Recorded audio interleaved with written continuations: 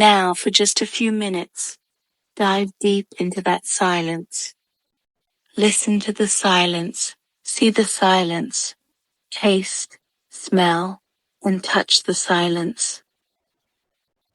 At the last moment of your life, you will hear that beautiful silence, the melody of your soul, the sound of your own soul, the music of your soul. That deity, that peace will come to you. You will leave your body with full awareness and peace and shanti. Now dive deep.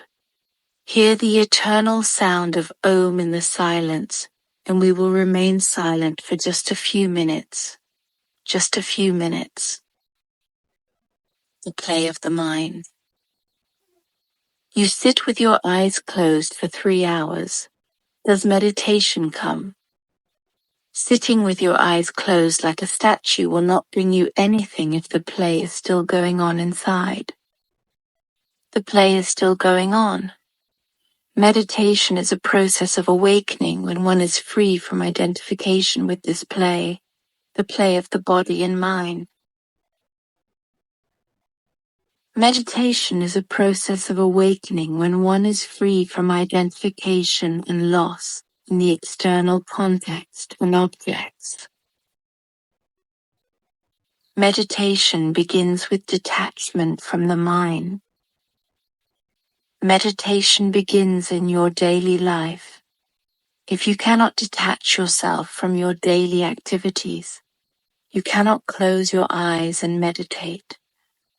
If we are constantly identified with our activities and our nature, then when we sit down, those activities will continue. Even if you keep your eyes closed, your hands clasped together, your legs crossed, the mind is not under control. The mind will take over, and you will become identified with the play of the mind. Whether you move your body and identify with your body, or if you keep your body still and close your eyes, it makes no difference. The mind will play its part in every situation.